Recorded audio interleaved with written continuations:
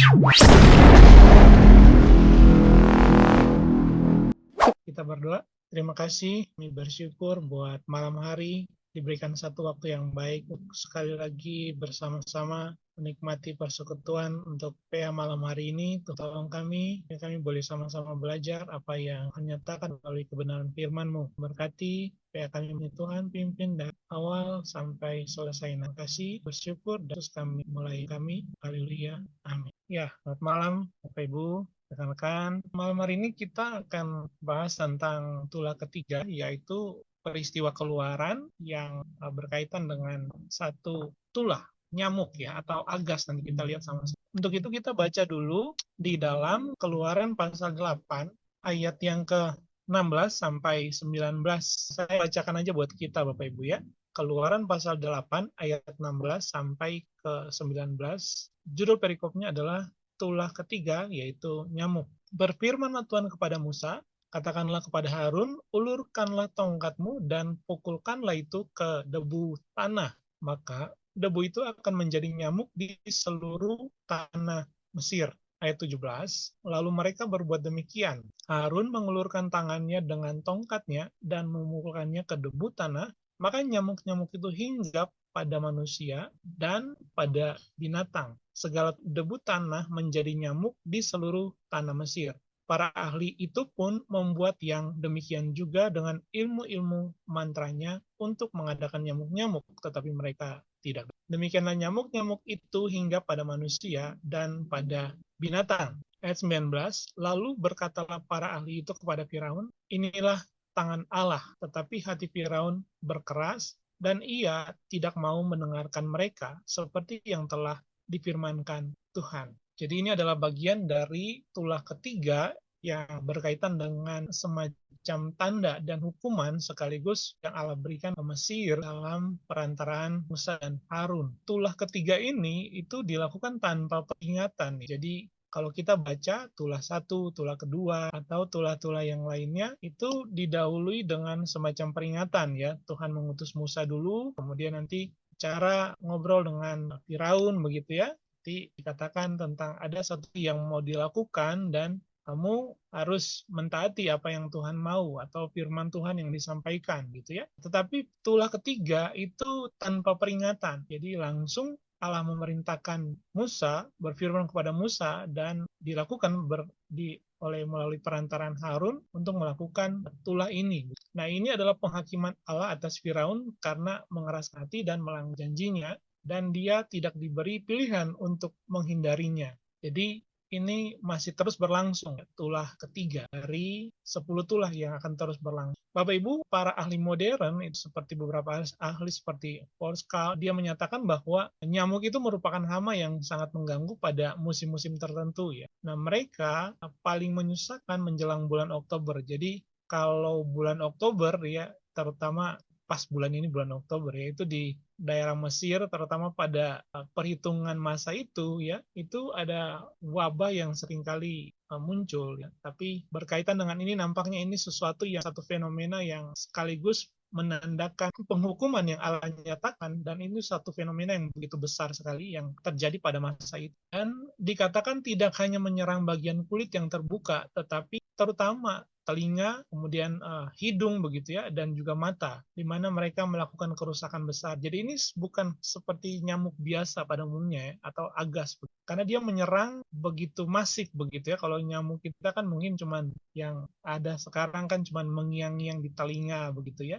tidak menyerang atau tidak masuk begitu ya, tapi ini sangat ekstrem begitu. Nah, beberapa orang mengira bahwa nyamuk tidak mengganggu ternak, tetapi seorang ahli dia mengatakan bahwa nyamuk-nyamuk itu terutama mengganggu binatang ya, seperti lembu dan kuda. Terbang mata dan lubang hidung mereka membuat mereka menjadi semacam gila begitu ya, karena gangguan yang dirasakan, dan kadang-kadang mereka sampai mati. Jadi ini bukan semacam nyamuk biasa yang diusir pakai obat nyamuk semprot begitu ya. Jadi ini semacam wabah yang begitu mengerikan yang memenuhi ya semua orang-orang Mesir pada masa itu, dan bahkan bukan saja manusia, juga hewan-hewannya juga semua bisa diganggu oleh mereka ya. Dan ini sangat mengganggu sekali. kita lihat bahasannya ya. Jadi di ayat yang ke-16 dan 17, nah tulah ketiga ini seperti disampaikan ini tanpa peringatan kepada Firaun atau para penyihirnya. Jadi Tuhan kembali menggunakan tongkat yang terulur di tangan Harun untuk memulai tulah ini. Harun memukul debu tanah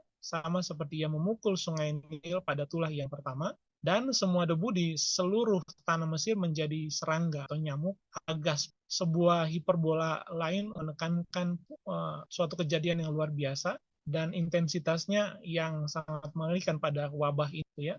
Kata nyamuk atau kinim ya atau agas itu bisa dipahami sebagai agas juga. Itu muncul 5 kali dalam bagian ini ya dan tidak di tempat lain kecuali dalam Mazmur 105 ayat 31 dan pembacaan lain dalam versi Yesaya 51. Nah, ini tuh masih diperdebatkan. Jadi ada beberapa penafsir dari Yahudi ya, itu mereka menafsir kata kinim ini sebagai kutu ya.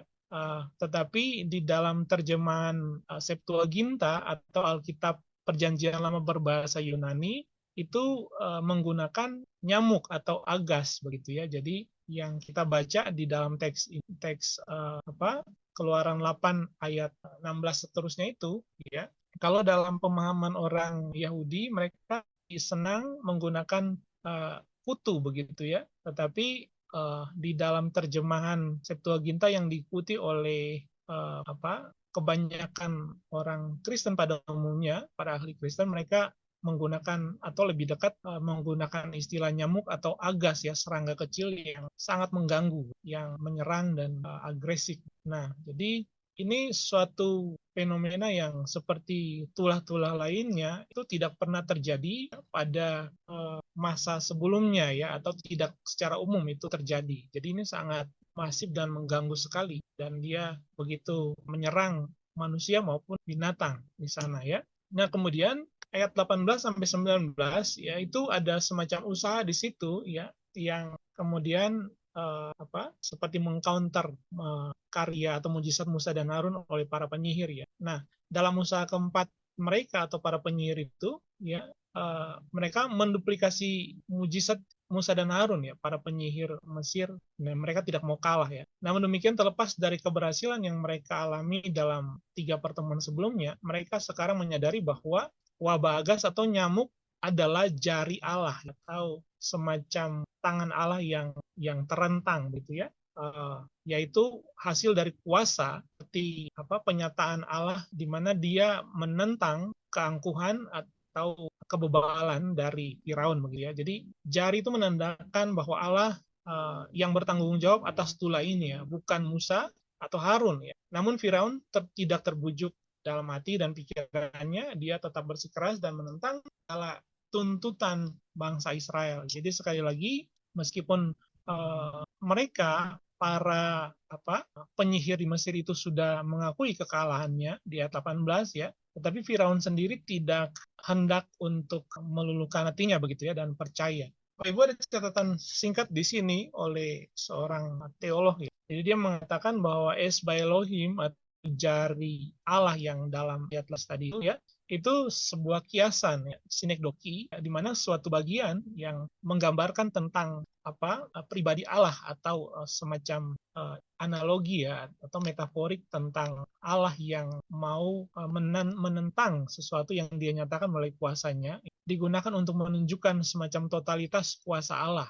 Nah, seperti dalam Keluaran 31:18 di mana Allah menyatakan pada Musa hukum Taurat itu atau loh hukum yang dinyatakan ditulis di batu itu ya, atau Mazmur 3 dan terusnya yang menyatakan tentang tangan Allah begitu ya, atau kadang-kadang kita melihat tangan Allah yang terancung begitu ya, menyatakan kuasa dan kebesaran Allah sekaligus semacam proklamasi tentang perlawanan terhadap pelanggaran-pelanggaran atau kebebalan-kebebalan.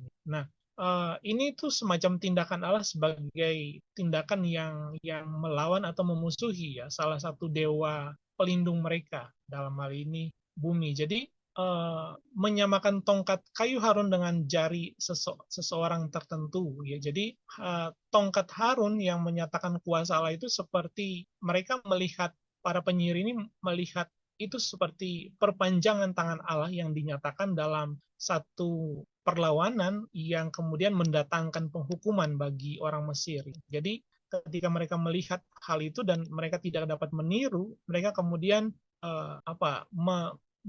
tergugah untuk melihat bahwa ini bukan tindakan dari Harun atau Musa, tetapi ini ada kuasa yang lebih besar yang mereka sendiri tidak bisa untuk menandinginya. Kalau hanya semacam permainan sihir begitu ya, dari kuasa-kuasa jahat, mungkin mereka juga bisa menandingi. Tetapi ketika pada peristiwa yang ketiga ini, tulah tentang nyamuk atau agas ini, mereka menyadari bahwa ini bukan lagi semacam tanda kutip sihir yang di Musa dan Harun, tetapi ini ada satu kuasa yang besar dari Allah yang kemudian dinyatakan melalui tindakan itu. Nah, jadi dari sini ketidakmampuan mereka, kemudian mereka menyadari bahwa ini adalah tangan kuasa Allah yang dinyatakan untuk menentang Firaun. Maka kan di ayat yang ke berapa tadi? Ke 18 ya. Nah, ayat 19 ya. Lalu berkatalah para ahli itu kepada Firaun, inilah tangan Allah, tetapi hati Firaun berkeras dan ia tidak mau mendengarkan mereka seperti yang telah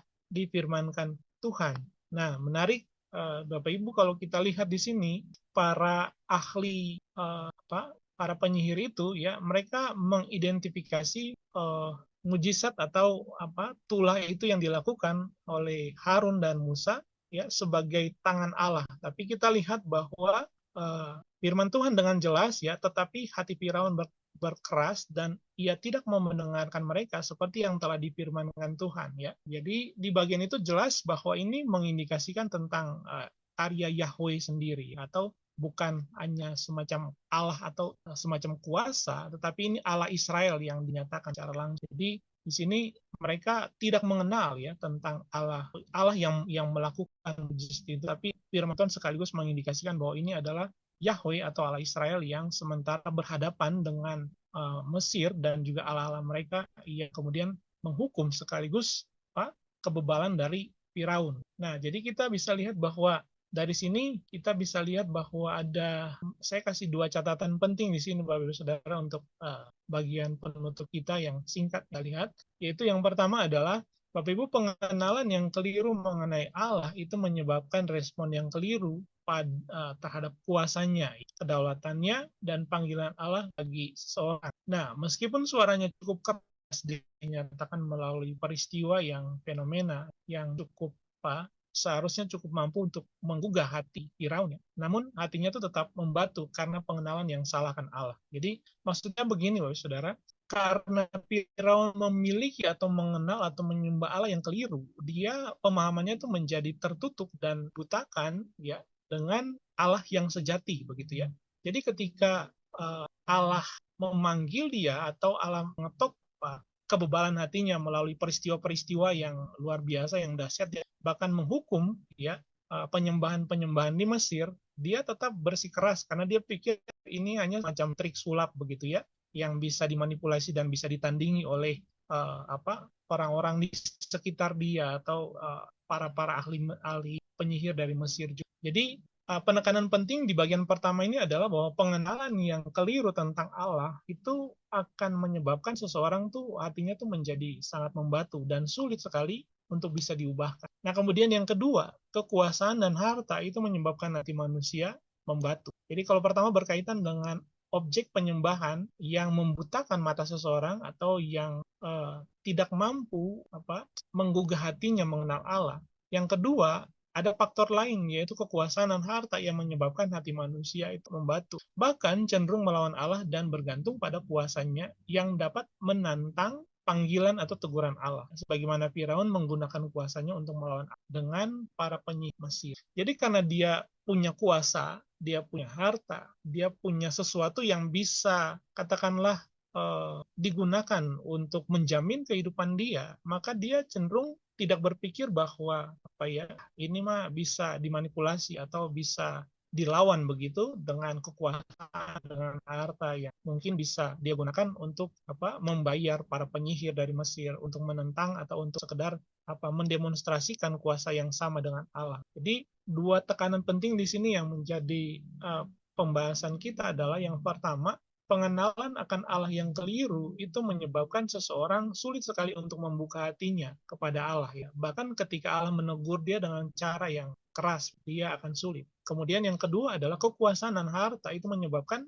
orang itu sulit sekali untuk membuka hati, bahkan ketika teguran itu datang dengan keras. Bahkan seringkali mereka cenderung untuk menggunakan kekuasaan, harta ya, untuk kemudian mencari semacam pertolongan yang lain yang kemudian mampu katakanlah untuk bisa keluar dari situasi yang sulit atau bahkan dari teguran yang Allah nyatakan. Jadi ini merupakan poin penting dari pembahasan kita malam hari ini. Dan sebagai refleksi akhirnya, ini saya kutip dari salah seorang penulis ya, dia merangkum ini dengan baik ya. Jadi dia memberikan satu analogi tentang ada beberapa pelamar ya. Jadi sebuah perusahaan pelayaran mengadakan perekrutan untuk operator radio kapal, ya, menyebabkan ruang tunggu penuh sesak dan dengan pelamar. Seorang pelamar yang baru saja diterima masuk ke kantor pribadi untuk wawancara ya, dan menyebabkan protes dari pelamar lain yang merasa dirugikan dengan tindakan tersebut. Operator radio baru itu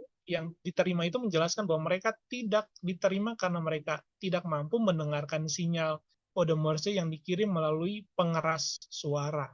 Nah, sebenarnya dia pakai analogi ini cukup baik untuk menjadi refleksi kita, Bapak Saudara ya. Seringkali ya kita terlalu sibuk dengan suasana di pinggir kita, begitu ya.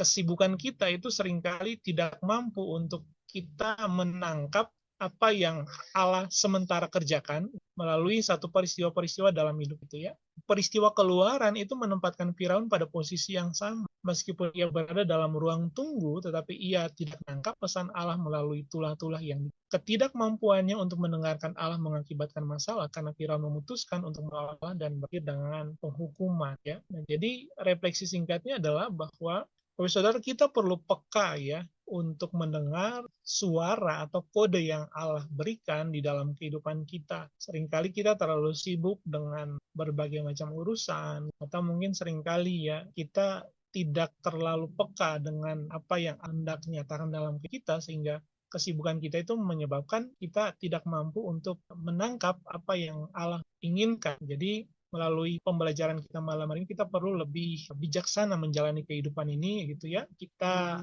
perlu dengan seksama memperhatikan apakah peristiwa-peristiwa, mungkin kesukaran-kesukaran, pergumulan-pergumulan, apakah ini menjadi semacam satu tanda yang Allah sementara nyatakan bagi kita untuk satu maksud. Maka kita dipanggil benar bisa merefleksikan diri dengan baik, menaruh telinga kita dengan peka untuk mendengar apa yang Allah hendak kerjakan dalam iman sampai kita terapkan dan atau bahkan sampai kita berkeras hati gitu ya untuk mendengar apa yang Allah hendak kerjakan atau Allah teguran yang Allah hendak. Jadi singkatnya itu saja yang menjadi refleksi singkat kita di malam. Terima kasih. Terima kasih Baik. Kak Se. Baik, teman-teman, hari ini kita udah belajar ya mengenai tulah yang ketiga ya dari Keluaran 8 ayat 16 sampai 19. Kita ngelihat ini adalah tulah yang ketiga setelah sebelumnya Tuhan mengubah air menjadi darah dan kemudian yang kedua adalah katak. Jadi tulah yang pertama itu air menjadi darah berhubungan dengan air. Tulah yang kedua katak, makhluk yang keluar dari air ya. Baru tulah yang ketiga adalah nyamuk. Kak Oce bilang agas, betul ya Cek? Nyamuk atau agas. Itu memang serangga kecil yang muncul dari debu tanah. Jadi tadi mah air, sekarang tanah ya, berarti dari bumi. Nanti ada lagi lalat ya kemudian selanjutnya. Jadi kita lihat bahwa memang Tuhan nggak sembarangan ngasih tulah ya. Saya pernah bertanya-tanya sih kenapa tulahnya semacam hama dan ada belalang, ada lalat, ada nyamuk. Kan itu kayak hama ya. Kenapa Tuhan kasih itu? Oh ternyata memang ada tujuannya masing-masing ya. Nggak sembarangan milih binatang gitu ya. Kenapa belalang nggak kepik gitu kan? Nah itu juga ada maknanya ternyata. Nah kita belajar dari hal ini, tulah yang ketiga ini tentang nyamuk. Tadi Kak Oce sudah menggambarkan bahwa dua tulah yang sebelumnya itu bisa dibuat oleh si ahli nujumnya Firaun ya Kak Oce ya.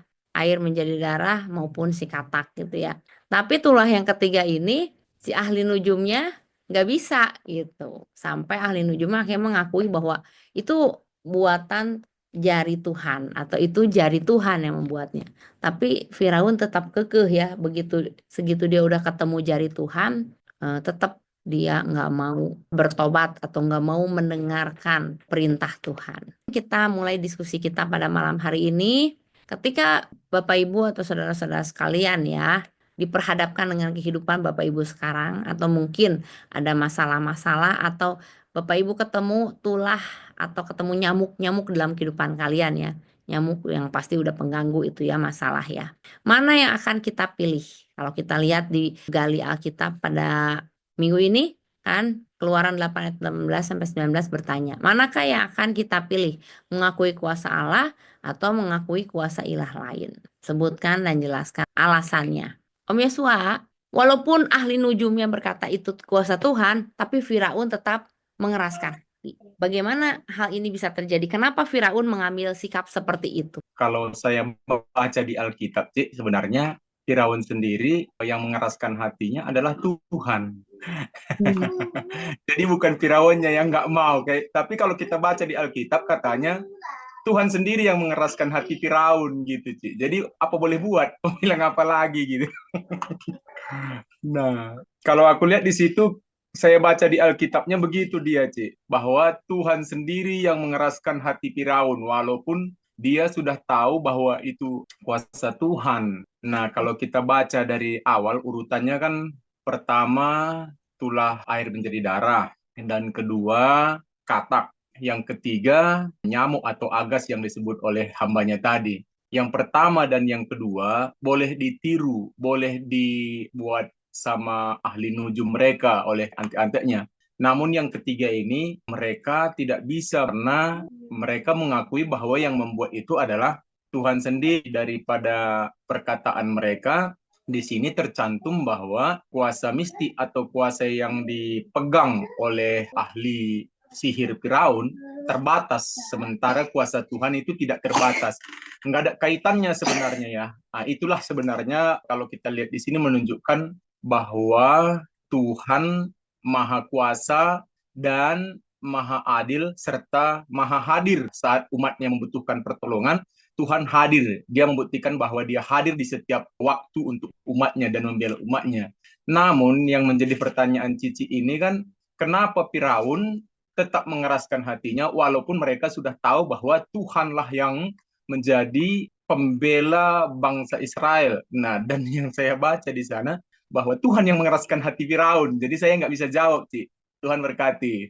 Baik, terima kasih Om Yosua. Tapi saya rada kurang setuju Om Yos. Kalau kita baca semua deh. Keluaran 7 ayat 13, itu tongkat Harun menjadi ular ya.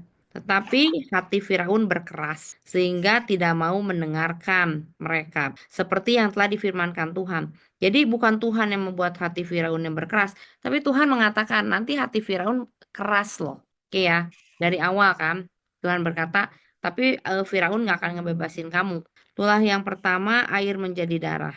Dan ayat 14, berfirmanlah Tuhan kepada Musa, Firaun berkeras hati. Ia menolak membiarkan bangsa itu pergi. Lalu kita lihat di ayat yang ke-22. Tetapi para ahli Mesir membuat yang demikian juga dengan ilmu mantra mereka, sehingga hati Firaun berkeras. Dan ia tidak mau mendengarkan mereka, seperti yang difirmankan Tuhan. Terus tulah yang kedua ya, Keluaran 8 ayat 15. Tetapi ketika Firaun melihat bahwa telah terasa kelegaan, ia tetap berkeras hati dan tidak mau mendengarkan mereka keduanya seperti yang telah difirmankan Tuhan. Terus kemudian tulah yang ketiga, nyamuk, ayat yang ke-19.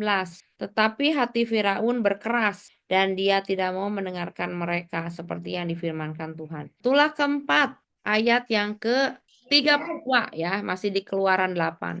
Tetapi sekali ini pun Firaun tetap berkeras hati. Ia tidak membiarkan bangsa itu pergi. Itulah yang kelima, Keluaran 9 ayat 7. Tetapi Firaun tetap berkeras hati dan tidak mau membiarkan bangsa itu pergi. Sampai tulah yang keenam. Tulah yang keenam baru beda ini. Tulah yang keenam Keluaran 9 ayat yang ke-12. Ini pembacaan firman yang kemarin kalau nggak salah ya. Tetapi Tuhan mengeraskan hati Firaun sehingga ia tidak mendengarkan mereka. Jadi baru tulah yang ke-6 Tuhan yang mengeraskan hati Firaun. Dari tulah ke-1 sampai tulah ke-5 tuh Firaun berkeras hati sendiri. Tapi Tuhan udah ngomong sama Musa. Nanti Firaun keras hati loh. Cuman di tulah yang ke-6 sama Tuhan dikeraskan hati Firaun. Karena tulah yang ke-7 ayat yang ke-35 ya, berkeraslah hati Firaun sehingga ia tidak membiarkan orang Israel pergi. Jadi kalau saya lihat di sini tulah yang ke-8 sama seperti tulah ke-6. Ayat 20, Keluaran 10. Tuhan mengeraskan hati Firaun sehingga ia tidak mau membiarkan orang Israel itu pergi. Makanya keluar tulah ke-9 gelap gulita, kemudian juga tulah ke-10. Tulah yang ke-10 mah pamungkas lah ya. Keluaran 11 ayat 10 ya. Tetapi Tuhan mengeraskan hati Firaun sehingga tidak membiarkan orang Israel pergi. Akhirnya kan malaikat maut yang menghabisi semua anak sulung orang Mesir. Kalau saya lihat dari tulah ke-1 sampai tulah yang ke-5, Tuhan membiarkan Firaun. Artinya Firaun mengeraskan dirinya sendiri karena dia merasa ini mah menurut tafsiran saya ya, ini dari Alkitab yang hidup berkelimpahan. Jadi Firaun waktu awal masih pede kali ya, dia masih merasa bahwa saya hebat, saya kuat, saya bisa.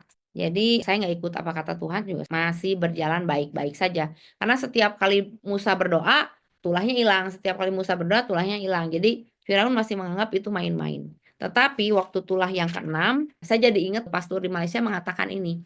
Jangan pernah berpikir bahwa setiap dosa itu akan diampuni. Ada saatnya ketika kita terus-menerus berbuat dosa, ada momen di mana Tuhan akan melepaskan kita. Bahkan kita pun tidak sadar untuk minta ampun. Mungkin itu yang dituliskan di sini, bahkan Tuhan pun yang mengeraskan hati Firaun. Sehingga Firaun udah nggak punya kesempatan lagi untuk berbalik dan bertobat. Kalau saya baca dari 10 tulah itu, yang saya tafsirkan adalah seperti itu. Jadi kalau yang tulah ketiga ini, Yos, kalau menurut saya, Firaun mengeraskan hatinya sendiri.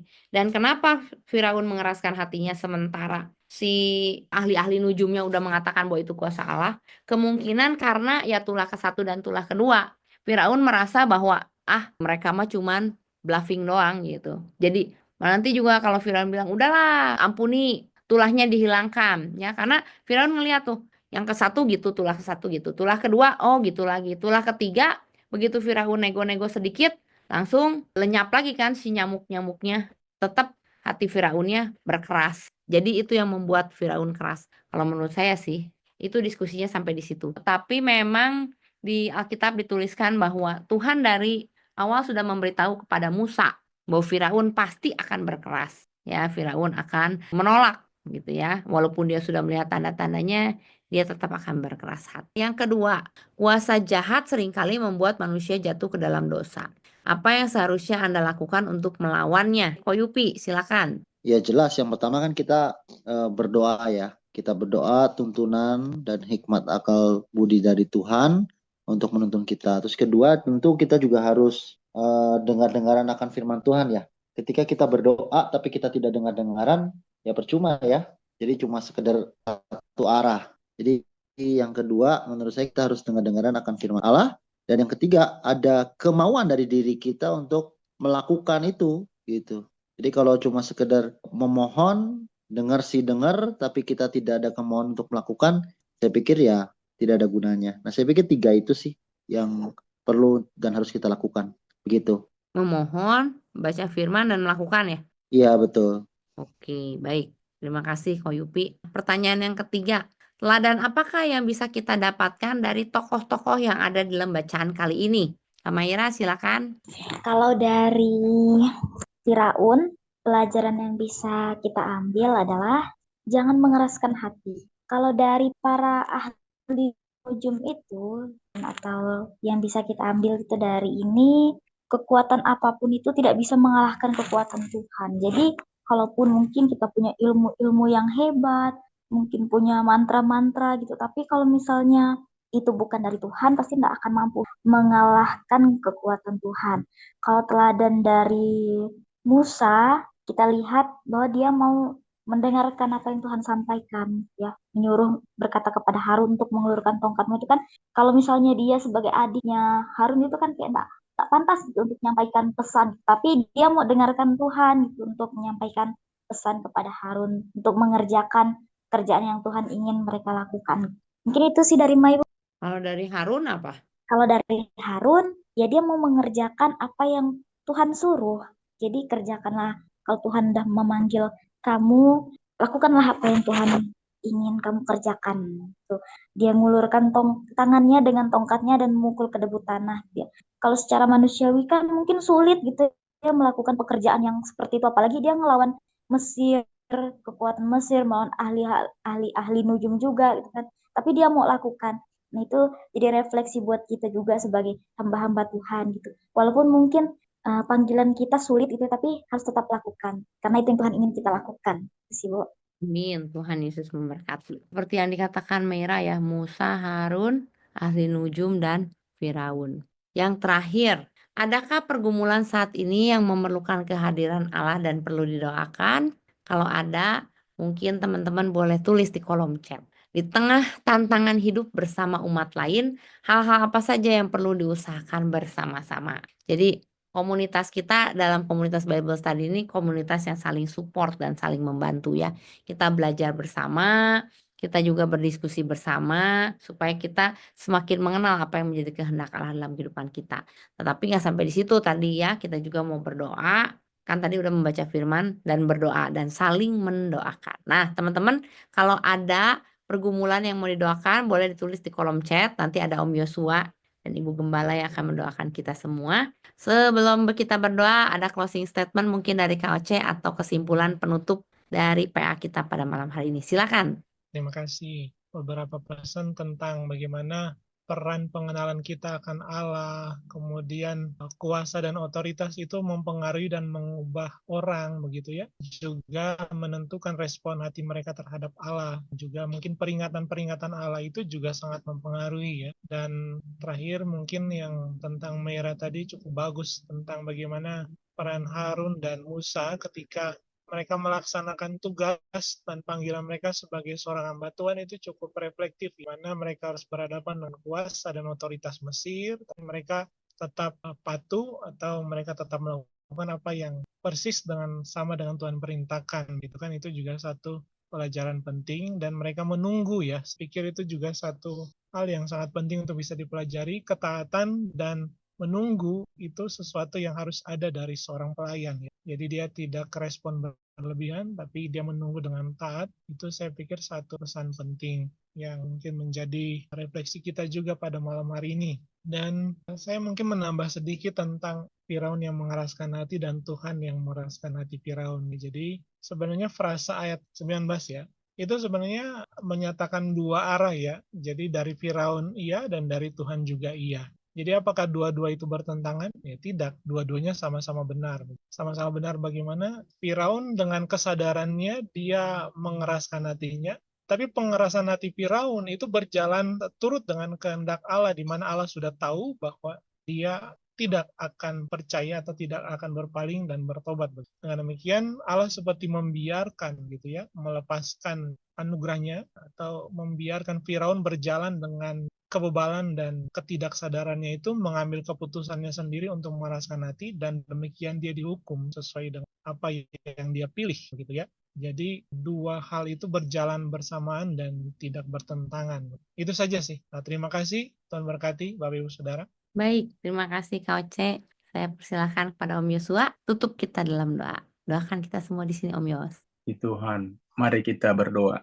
Kembali kami mengucap syukur ya Tuhan atas materi yang disampaikan oleh hamba-Mu pada malam hari ini dalam Bible Study ini. Kami percaya bahwa banyak hal yang dapat kami pahami, dapat kami terima untuk kami lebih lagi mengucap syukur atas apa yang Tuhan telah percayakan bagi kami. Bimbing kami terus ya Tuhan Yesus lewat daripada materi yang telah kami terima, baik untuk ke depannya kami serahkan dalam tangan-Mu, supaya apa yang telah disediakan wadah kami untuk berdiskusi di tempat ini. Tuhan Yesus, kami bersyukur atas semua apa yang Tuhan telah berikan bagi kami, supaya iman kami, pengetahuan kami, pengenalan kami akan Engkau semakin bertambah di dalam memahami, di dalam kami beriman, di dalam kami memiliki kepercayaan kepadamu. Pimpin kami ya Tuhan, bimbing kami terus. Dan kami tidak lupa berdoa ya Tuhan atas pergumulan seluruh sidang jemaat Tuhan, bahkan kami yang hadir pada malam hari ini. Tuhan Kau campur tangan atas pergumulan kami. Apapun yang menjadi kerinduan kami taruh dalam tangan Tuhan supaya kami tidak menjadi kecewa dan harapan kami tidak putus. Tapi kami percaya ya Tuhan, ketika kami mengenal Engkau ya Tuhan Yesus, maka kami semakin memiliki hati untuk kami tetap memberikan hati kami dan tidak mengeraskan hati kami juga ya Tuhan.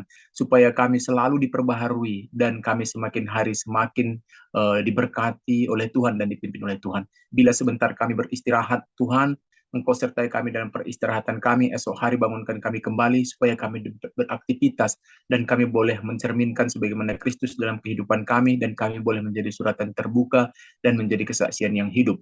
Terpujilah Engkau Bapa, berkati gereja kami, Gereja Penyebaran Injil Immanuel Bandung, Gembala Sidang seluruh keluarga besar, anak cucu mantu, bahkan seluruh sidang jemaat Tuhan, kami serahkan dalam tangan Tuhan. Berkati kami berkat sukacita, berkat damai, berkat ketenangan, berkat ketentraman, berkat perlindungan, berkat kasih sayang, berkat kesehatan, berkat-berkat yang daripadamu. Tuhan limpahkan dalam hidup kami dari saat ini sampai selama-lamanya. Dalam nama Yesus Kristus, Tuhan kami yang hidup, kami berdoa dan mengucap syukur. Amin. Amin. Amin. Terima kasih Amin. banyak semuanya. Sampai kita ketemu lagi di PA minggu depan. Jangan lupa pencet like dan subscribe video ini ya. Dan juga jangan lupa di komen. Oke? Bye-bye.